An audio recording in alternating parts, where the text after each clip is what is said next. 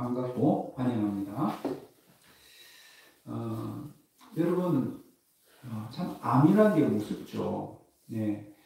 지금은 많이 약도 좋은 것들이 개발되고 치료 방법도 좋아서 그렇게 발견을 해도 당장 죽거나 또 죽지 않고 또 깨끗하게 완치되는 경우들도 있습니다.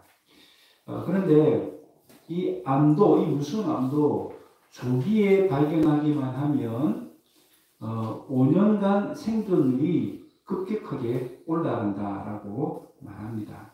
표에 나와 있는 것처럼 위암 같은 경우도 조기에만 발견하면 생존율이 98%가 된다고 합니다. 유방암 같은 경우도 거의 100%에 이르고요. 무서운 폐암도 85%에 이른다라고 합니다. 그런데 특별히 좀 발견하기 어려운 암도 있다고 하죠.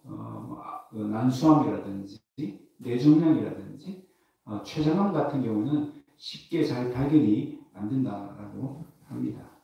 그런데 이런 암보다 더 무서운 것이 있습니다. 그것이 무엇입니까? 우리의 죄입니다. 우리 영혼의 죄가 더 무섭습니다. 우리 지난 시간에도 살펴보았던 것처럼 아간 한 사람의 그 죄 때문에 아이성 전투에서 36명이 죽습니다. 그뿐만 아니라 이 이스라엘의 전체적인 사기가 뚝 떨어지는 그런 일이 일어났죠.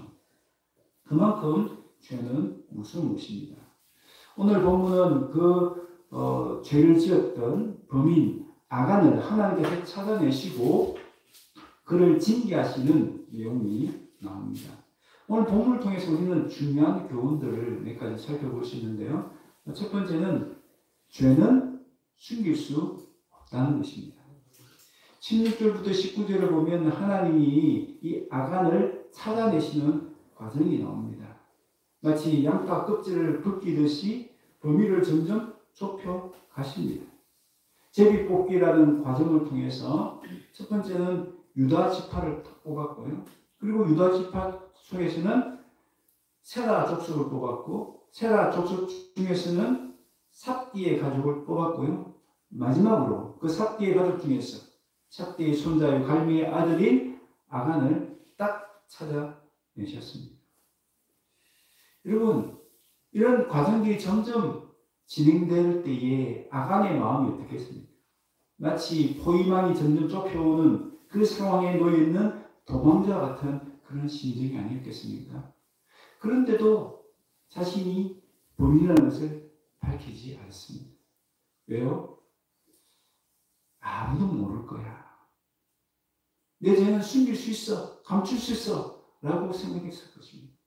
하나님도 내 죄는 찾지 못할 것이야. 라고 생각했기 때문에 그때까지도 죄를 자백하지 않았을 것입니다. 그러나 결과를 보는 것 같아요. 죄는 숨길 수 없습니다. 특별히 하나님 앞에서 죄는 숨길 수 없습니다.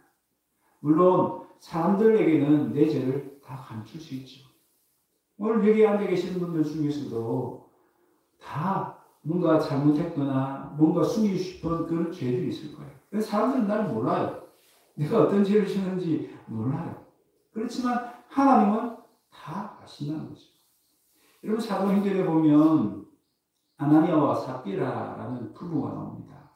이들이 정말 하나님의 은혜를 받고 좋은 마음을 가지고 자신의 전 재산을 어려운 이웃들과 교회를 위해서 헌금을 해야겠다. 그런 마음을 가졌어요. 그런데 막상 드리려고 하니까 아까운 거예요. 그렇게 일부를 딱 감추고 일부만 드렸습니다. 사람들은 모르죠. 그러니까 사람들 막 칭찬합니다. 세상에 어떻게 그 많은 재산을 하나님 위해서 또 이웃을 위해서 드렸냐고 칭찬했습니다. 하나님 속지 않으셔요.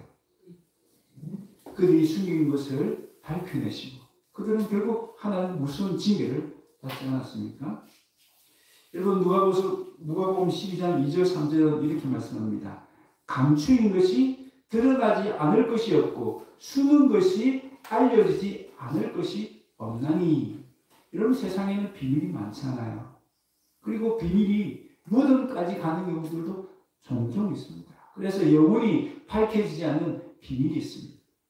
그런데요, 오늘 성경에 보니까 언젠가는 다 드러나고 언젠가는 다 알려진다라고 말씀합니다. 언제요? 바로 예수님이 재림하시고 하나님 마지막에 심판하시는 그날에는 다 밝혀질 것입니다. 하나님 앞에 감출 수 있는 것은 아무것도 없습니다. 시편 90편 8절에 기자는 이렇게 고백합니다. 주님께서 우리 죄를 주님 앞에 들추어 내놓으신 우리의 숨은 죄가 주님 앞에 환히 드러납니다. 라고 고백했습니다. 여러분, 우리는 아무리 감추고 싶어도 하나님께서는 절대 감출 수 없다라는 것을 기억해야 합니다. 그러니까 어떻게 됩니까? 들키기 전에, 그죠? 미리 내가 먼저 자극하고, 미리 먼저 회개해야 될 줄로 믿습니다. 그러면요, 미쁘신 우리 하나님, 신실하신 하나님, 약속이 신실하신 하나님이 우리의 모든 죄를 용서해 주시겠다라고 약속해 주셨습니다. 그러니 이 말씀을 믿고 들키기 전에 먼저 자백하고 회개하심으로 하나님의 죄사함의 은총을 누리시기를 바랍니다. 두 번째 우리에게 주시는 교훈은요, 때늦은 회개는 소용이 없다는 것입니다. 여러분 가만히 한번 생각해 보십시오. 왜 하나님은 아간을 딱 집어가지고 얘가 범인이다 라고 말씀하지 않았을까요? 아니 몰라서 그랬을까요? 모르니까 제비뽑기를 통해서 찾아내신 건가요? 아닙니다. 그리고 제비뽑기 딱 한 번만 해도 되잖아요. 한 번 뽑아가지고 딱 아간을 찾아낼 수도 있잖아요. 그런데 왜 유다 지파를 뽑고 또 세라 족속을 뽑고 삽디 가족을 뽑고 마지막에 아간을 뽑습니까? 왜 번거롭게 4번씩이나 그렇게 제비뽑기를 합니까? 한번 생각해 보세요. 그 수많은 사람들, 한 200만 명이 되는 사람들이 한꺼번에 제비를 뽑아야 됩니다. 참 번거로운 일이잖아요. 근데 하나님은 그렇게 번거로운 과정을 4번씩이나 합니다. 이유가 뭘까요? 맞아요. 아간에게 기회를 주는 거죠. 회개할 기회를 주는 겁니다. 자신의 잘못을 고백할 수 있는 기회를 주신 겁니다. 그런데도 아간은 꿈쩍도 하지 않죠. 계속해서 끝까지 버팁니다. 그러다가 마침내 자신이 범인이라는 게 딱 밝혀지니까 그때서야 꼬리를 딱 내립니다. 그리고 20절, 21절에 보니까 참으로 나는 이스라엘 하나님 여호와께 범죄하였습니다 라고 고백합니다. 참 솔직하게 자신의 죄를 인정하고 고백하는 것은 잘한 것이지만 안타까운 것이 뭡니까? 너무 늦었다는 것입니다. 참으로 내가 그랬습니다라고 이 말은 자신의 죄를 고백할 뿐만 아니라 회개를 통해서 하나님의 용서를 받고 싶다라는 마음을 표현하고 있는 겁니다. 제가 잘못을 했으면 이제 용서해 주십시오. 그런데요, 여러분 지나간 버스 아무리 불러봐야 소용이 있습니까? 없습니까? 소용이 없습니다. 마치 지나간 버스 아무리 불러봐야 들을 수도 없고요, 볼 수도 없습니다.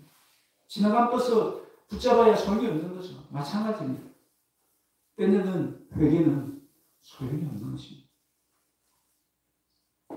이런 만사에는 다 때가 있다고 하지 않습니까? 때를 놓치면 땅을 치고 후회하는 일들이 얼마나 많습니까? 저는 그 중에서도 이 회개는요, 때가 있습니다. 그 회개할 때를 놓치고 나면 더 이상 소용이 없습니다. 그보다 더 안타까운 일이 어디 있겠습니까? 히브리서 3장 15절에 보면 이런 말씀이 있습니다. 오늘 너희가 그의 음성을 듣거든 반역하던 때와 같이 너희의 마음을 완고하게 하지 말아라 라고 말씀합니다. 여러분 이 말이 무슨 말입니까? 완고하다는 것은요, 마음이 딱딱하게 굳어져 있다 혹은 고집을 부리다라는 뜻입니다. 여러분 성경에 보면 그 완고함 때문에 10가지 재앙을 당한 사람의 이야기가 나옵니다. 그 사람이 누굽니까? 이집트의 왕이었던 바로입니다. 하나님이 이스라엘을 이 이집트에서 구원해내시기 위해서 그 바로에게 모세를 보냈잖아요. 그리고 모세를 통해서 내 백성 이스라엘을 보내라고 하니까 바로가 보내줍니까? 안 보내주죠. 왜 그렇습니까? 이스라엘은 그 당시에 이집트에서 중요한 노동력이었거든요. 노예처럼 쉽게 부릴 수 있는 노동력을 그냥 내보낼 수 없는 겁니다. 그러니까 안 된다고 하니까 하나님이 그때부터 재앙을 내리기 시작하죠. 여러분, 끔찍한 재앙을 당하니까 처음에는 바로의 마음도, 굳었던 그 마음도 녹아집니다. 아유, 제가 잘못했습니다. 이스라엘 백성을 보내줄게요. 그렇게 이야기했다가 또 조금 시간이 지나면 또 마음이 딱딱히 굳어지는 거예요. 또다시 고집을 부립니다. 난 못 보내. 절대 못 보내. 그러다가 그 재앙이 몇 번? 10번까지 계속 이어졌다는 거죠.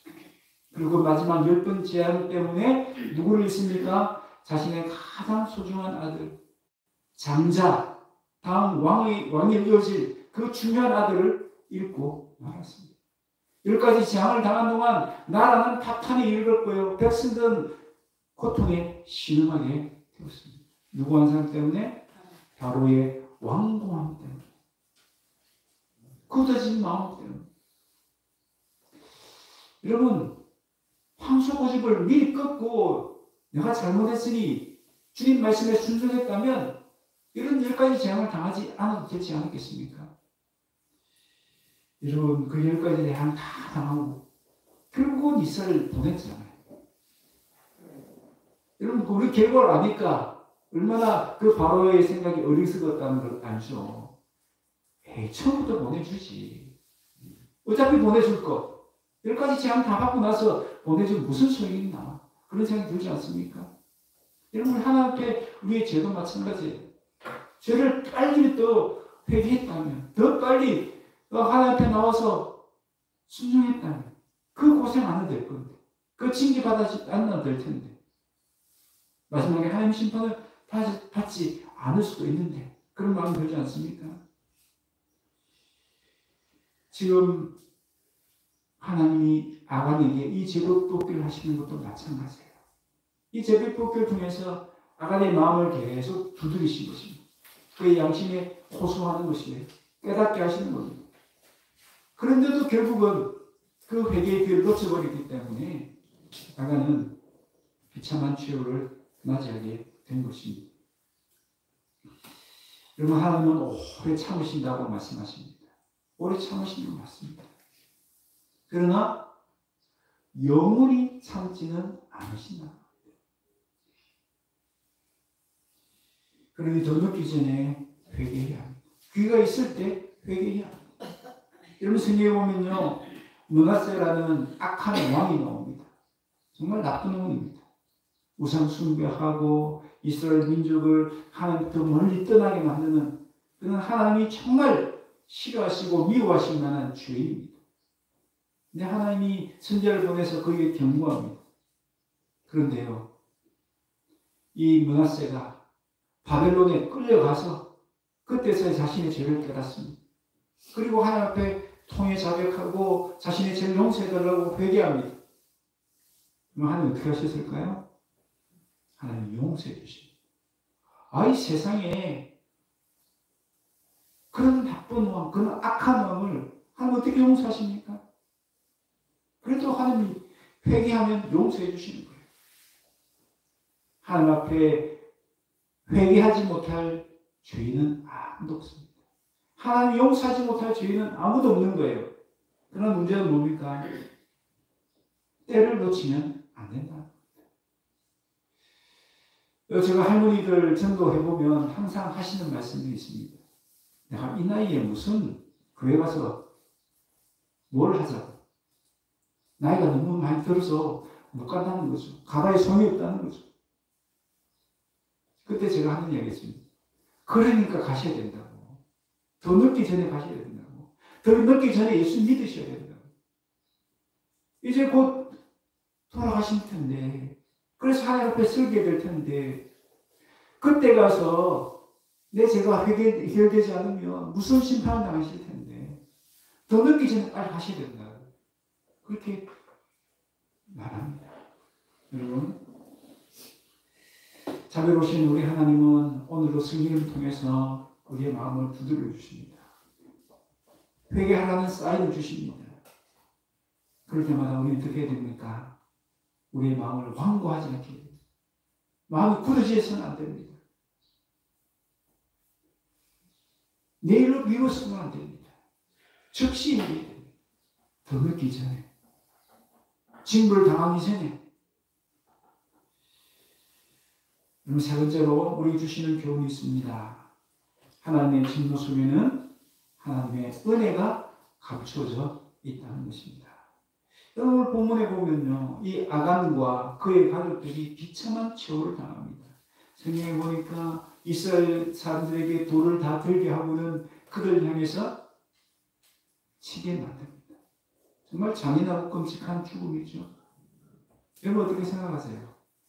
아간만 죽이지 않습니다. 아간과 그의 가족들까지, 세상에 그가 가진 모든 재산들, 가축들까지도 한꺼번에 다 돌로 치게 만드시고 불로 사르게 만드십니다. 여러분 그 장면만 보면 너무나 잔인하고 끔찍합니다. 그런데 왜 하나님이 이렇게 하실까? 이유를 우리 잘 생각해 봐야 됩니다. 왜 하나님은 그렇게 끔찍한 방법으로 아간과 그 가족들, 그 재산들을 다 돌로 치게 만드시고 불을 사르게 하실까? 그런데 이 집행자가 누구예요? 누가 돌을 던지게 하죠? 이스라엘 사람들, 백성들이 직접 그 돌을 던지고 치게 만듭니다. 이유가 뭡니까? 그들로 하여금 죄의 결과가 얼마나 무서운지를 두 눈으로 보고 체험하게 만드신 겁니다. 그래서 그들도 더 이상 그 죄의 유혹에 넘어가지 않도록 하시기 위해서입니다. 그런데 성경에 보면요, 신명기 24장 16절에 보면 연좌제를 금지하는 법이 있습니다. 연좌제를 아시죠? 내가 죄를 범했는데 다른 가족들에게까지 죄의 책임을 묻는 것입니다. 그게 연좌제죠. 근데 성경에 보면 연좌제가 금지되어 있거든요. 근데 아간이 훔쳤는데 아간의 가족들까지 한꺼번에 다 죽으셨어요. 이유가 뭘까? 이유가 뭘까? 여러분, 지금은 가나안 땅에 처음 발을 들인 상태입니다. 그리고 이 범죄는 가나안 땅에서 첫 번째 범한 죄악입니다. 그래서 음하게 이 본보기를 보여주기 위한 어떤 한 방법으로서 음하게 다스린 것입니다. 여러분 초대교회에서도 마찬가지예요. 초대교회 때도 처음 시작될 때에 아나니아와 삽비라가 죄를 범했을 때 바로 회개할 기회도 주지 않고 심판하시잖아요. 그것은 그 본보기를 통해서 그 이스라엘 공동체가 더 이상 죄에 빠지지 않도록 하기 위한 극단적인 처방이라고 할 수 있습니다. 그게 일시적인 방법이죠. 항상 이렇게 하시지는 않는다는 거예요. 어쩌면 또한 이 아간의 가족들도 이 아간이 그렇게 죄를 지을 때에 어느 정도 협조했거나 혹은 동조했거나 또 방치했던 그런 책임들도 있기 때문에 함께 멸하지 않았는가 그렇게 생각해 볼 수 있습니다. 그런데 중요한 것은요 26절입니다. 이렇게 무섭게 하나님의 심판과 징계가 이루어진 다음에 어떤 일이 있습니까? 26절 보니까 여호와께서 그의 명렬한 진노를 그치시니라고 말씀합니다. 여러분 이 장면은 어떤 장면 같아요? 명렬한 진노가 이제 끝났다.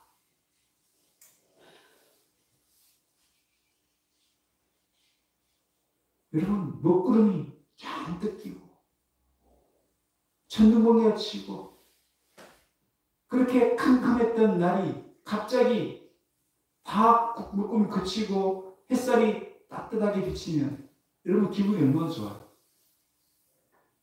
여러분 이것은요 마치 그런 것 같아요. 이스라엘 백성들이 죄를 범했기 때문에 하나님의 은혜의 광채가 이스라엘 땅에 이스라엘 백성들에게 비치지 않았어요. 생명이 비치잖아요. 그 빛이 사라진 거예요. 그런데 죄가 제거되고 나니까 하나님의 진노가 그쳤다. 그 말은 다시 하나님의 은혜의 광채가 이스라엘 백성들에게 임했다는 뜻입니다. 그러니까 하나님이 아간과 그의 가족들을 진멸하신 이유가 뭐예요? 여러분, 이 장면은 암을 수술하는 장면입니다. 하나님이 아간과 그의 가족들의 죄를 제거한 것은 뭐예요?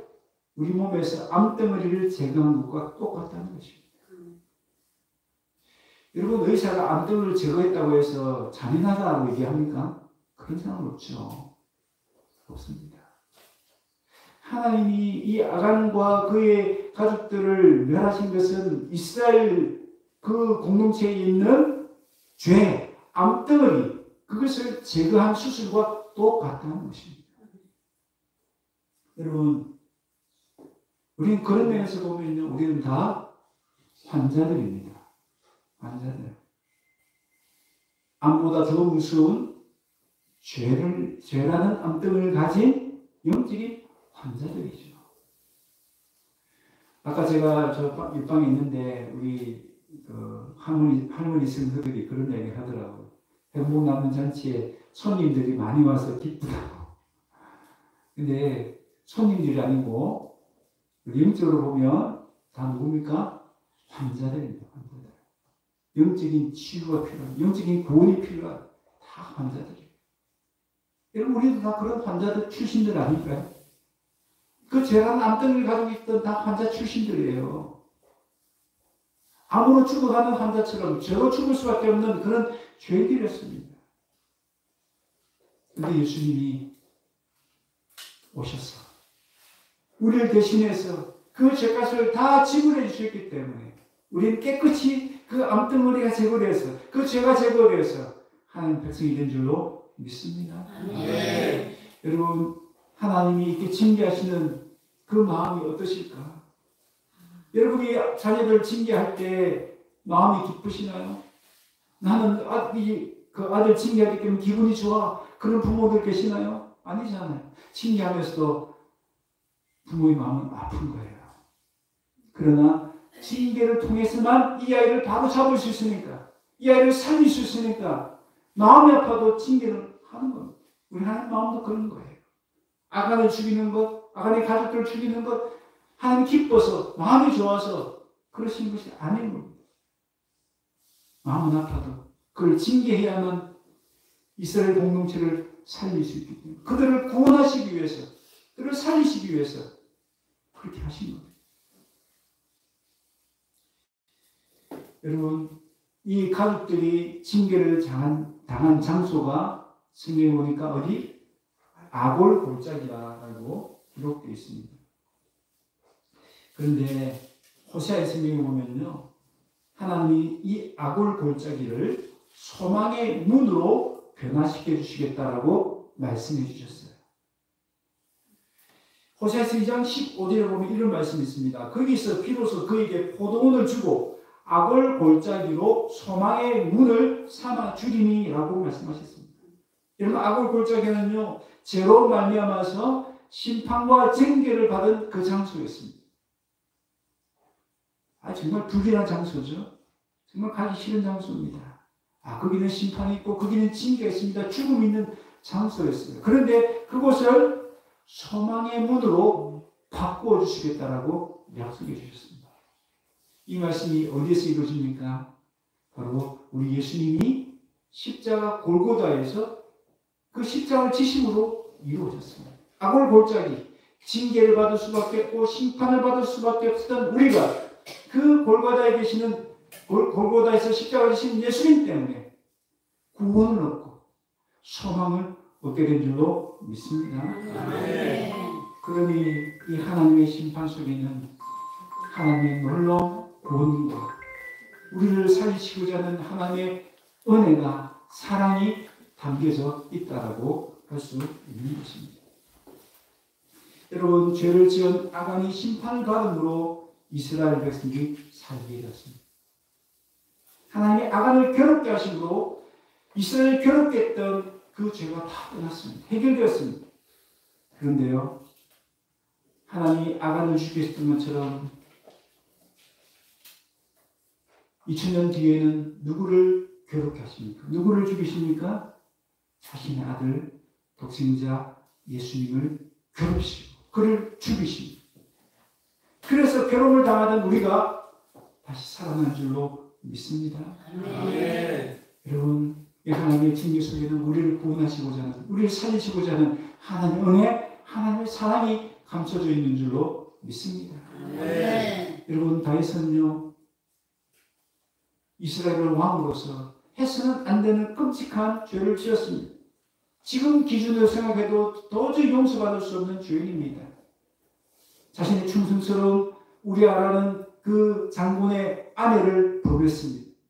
그것도 부족해서 우리아를 간접적으로 죽였습니다. 무슨 죄를 지은 거 아닙니까? 그런데도 아무렇지도 않게 그 죄를 감추었습니다. 그러나 하나님은 그 죄를 밝혀내셨죠. 그리고 칼이 다윗의 집을 떠나지 않을 것이다 라는 말씀을 선포하셨습니다. 그 말씀대로 정말 그 다윗의 집안에 끔찍한 죽음들이 이어집니다. 암논이 이복 동생을 범하고 그 이복 동생의 오빠였던 압살롬이 암논을 죽여버립니다. 그리고 나중에 이 압살롬이 아버지 다윗을 반역하죠. 그랬다가 요압 장군에 의해서 이 압살롬도 죽임을 당합니다. 이런 끔찍한 그런 징계 아닌가요? 다윗의 마음이 얼마나 무너졌을까? 자신의 죄 때문에 두 아들을 다 잃게 됐어요. 그런 징계를 받은 것입니다.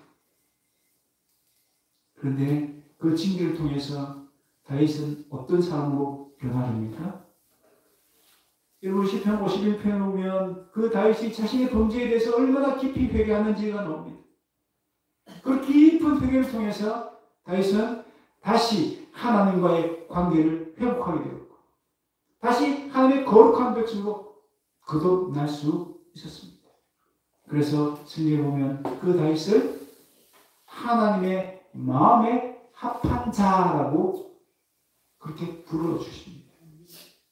여러분, 다윗은 무서운 징계를 받았지만 그 징계를 통해서 하나님의 마음에 합한 자로 변화되어졌고 그렇게 아름답게 빚어질 수 있었던 것입니다. 하나님은 어떤 분이십니까? 징계했으라도 우리를 아름답게 빚어가시는 분인 줄로 믿습니다. 아멘. 다 깨진 그릇 같은 우리들. 너무나 흠이 많고 도저히 용서받을 수 없는 죄인들. 다 깨진 그릇과 같은데 그 그릇에 그 흉터들을 아름다운 작품으로 만드신 것입니다. 여러분 일본에 가보면 킨츠기라는 그 예술 작품이 있다고 해요. 실제로 그 작품은 뭐냐면요. 깨진 그릇을 수리하는 방법인데요. 그 깨진 그릇에다가 어치를 하고 거기에다가 금박을 입힌답니다. 금박이나 혹은 은박을 입힌대요. 그래서 아름다운 예술 작품으로 성화시킨다고 해요. 여러분이 다 그런 존재들이 있어요. 다 깨진 그릇과 같은 존재. 쓸모없는 존재들, 용서받을 수 없는 죄인들이었어요. 그런데 우리 예수님이 그 깨진 그 부위들을 예수님의 피로 다 발라주셨어요. 그리고 우리를 하나님의 자녀라는 영광스러운 신분으로 변화시켜 주셨어요. 하나님의 최고의 걸작품으로 변화시켜 주셨어요. 하나님 보실 때에 가장 보배로운 자, 가장 존귀한 자로 우리를 변화시켜 주신 줄로 믿습니다. 여러분 하나님의 징계 속에 담겨있는 이 하나님의 은혜, 하나님의 사랑을 볼 수 있기를 바랍니다.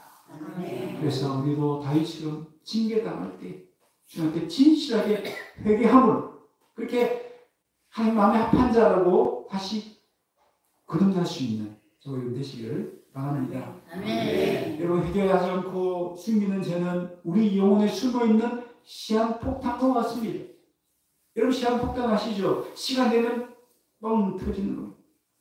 지금은 숨기고 있어도 별일 없어 넘어갈 수 있어요. 내가 숨겨서 지어도 지금 누가 모르고 아직 하나님의 그 벌을 받지 않을 수 있어요. 그러나 시한폭탄이 시간 되면 뻥 터지는 것처럼 우리 회개하지 않는 죄들은 언젠가 회개하지 않으면 터지게 되어 있다는 것입니다. 여러분 죄는 반드시 하나님 무서운 심판과 형벌로 이어집니다. 그럼 우리는 더 늦기 전에 내 죄를 회개해야 됩니다. 왜 그렇습니까?